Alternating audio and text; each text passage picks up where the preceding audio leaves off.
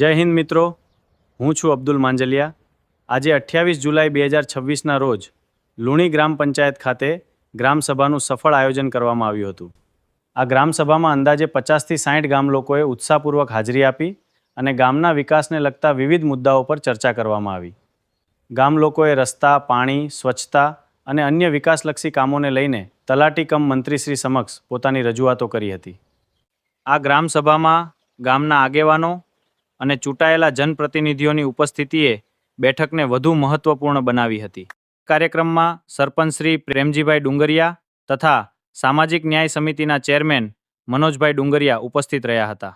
આ ઉપરાંત માજી તાલુકા પંચાયત સદસ્ય અલ્તાફ રેલિયા, ગ્રામ પંચાયત સદસ્ય હલીમાબેન અસગર રેલિયા સહિત અન્ય આગેવાનો પણ હાજર રહ્યા, સૂચનો રજૂ કર્યા અને બેઠક સફળતાપૂર્વક પૂર્ણ થઈ। લાઇટ વીજળીની સમસ્યા પીજીવીસીએલ ને લેખિતમાં લખીને કાયમી હેલ્પરની નિમણૂક કરવામાં આવે। રેલવે ફાટક પાછળ અદાણી દ્વારા જે રોડ બનાવવામાં આવેલ છે તેમાં રેલવે ફાટક પાસે પુલ બનાવવાની માંગણી કરવામાં આવે। પછી નદીની સાફ કરવામાં આવે। 4 નંબર કંપનીના જે બહારથી લોકો આવે છે તેમને ગામમાં મકાન ન આપવામાં આવે તે અંગે। પછી મુદ્દા નંબર 5 છે સીસીટીવી કેમેરા ગામમાં લગાડવામાં આવે એની માંગણી કરવામાં। મુદ્દા નંબર 6 છે આંગણવાડી નંબર 2 નું કામ ચાલુ કરવામાં આવે। અને મુદ્દા નંબર 7 છે એસઆરડી ની ગામમાં હોમગાર્ડને કાયમી લાઇટમાં મૂકવામાં આવે। હું શ્રીમતી પીડી પરમાર, તલાટી સહમંત્રી લુણી, આજ રોજ લુણી જૂથ ગ્રામ પંચાયતની ગ્રામસભાના બજાવેલ એજન્ડા મુજબ 16મો નાણાં પંચના ગ્રામ્ય કક્ષાના કામો બાબતની મળી, જેમાં અંદાજિત 60 થી 70 ગ્રામજનો હાજર છે, જેમાં વિવિધ પ્રકારના મુદ્દા અંગેની ચર્ચા કરવામાં આવી, જેમાં ડીએલઆર કચેરીમાં સર્વે ફરીથી કરવામાં આવે। બીજો મુદ્દો છે લાઇટ અંગેની સમસ્યાનો। ત્રીજો મુદ્દો છે રેલવે પાટા પાછળ અદાણી દ્વારા જે રોડ બનાવવામાં આવે છે તેમાં રેલવે ફાટક પાસે પુલ બનાવવાની માંગણી।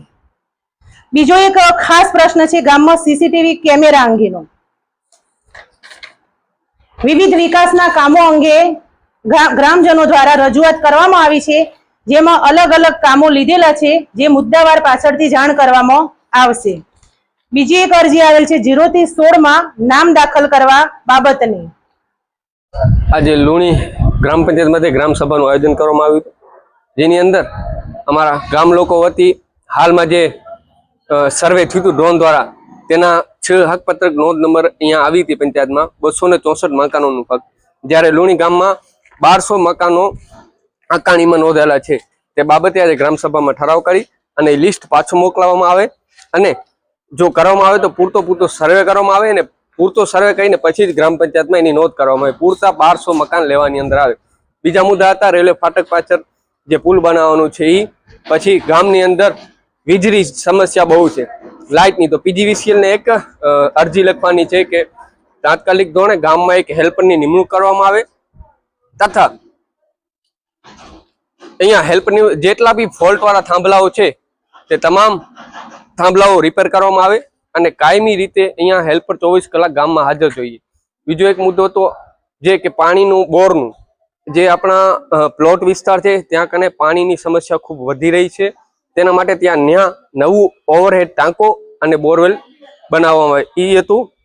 ત્રીજો આંગણવાડી નંબર 2 જે એ અધૂરું કામ પડ્યું છે તેને પૂરતું કરવામાં આવે ને સમયસરથી આ કામ પૂરતું કરવામાં આવે।